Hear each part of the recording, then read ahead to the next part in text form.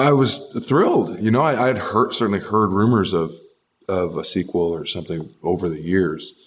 But you know, it's a story that could easily have another chapter. Just being asked to be a part of this is kind of a feather in one's cap, and so I was just thrilled to be asked, honestly, and then to be able to kind of do scenes with Tom and be kind of a motivator of the story going forward is that's fun too. You know, I just wish I could be more and get in the plane. He kind of set the tone for a certain style of character for some time. Certainly leading man and hero character of the cocky, kind of overconfident.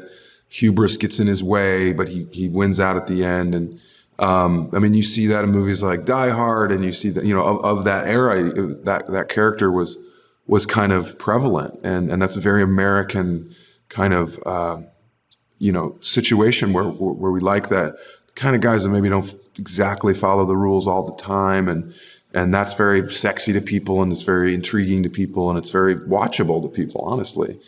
And Tom is so perfectly cast in that role.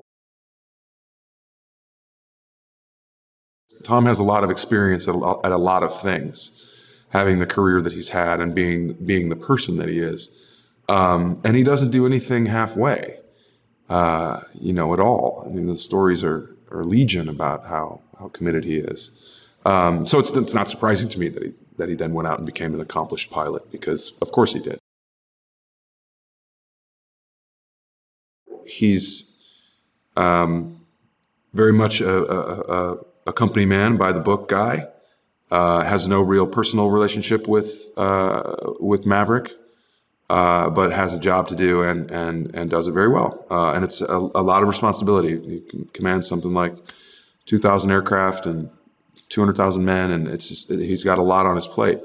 And then when the mission comes across his desk to get somebody to do it, he knows he's taking that there's a risk being taken with assigning it to Maverick, but he also has a boss.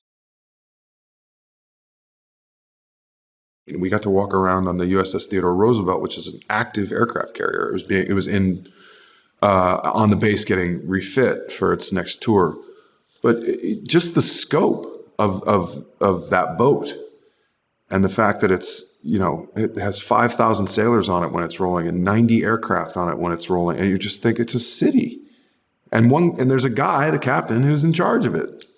And then, you know, everyone's got their job to do, and it's so wildly complicated, and yet they do it every day, and it works.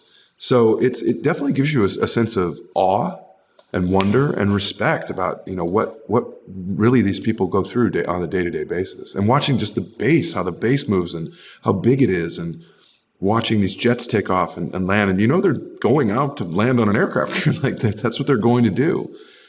It sounds like a fun day, you know? It's a pretty cool environment shooting on the base, because these hangars are enormous and there's aircraft in them that aren't props, they're real aircraft. And it's from a scope standpoint, it's impressive. You know, everywhere you look, there's something cool in the background that just happens to be there.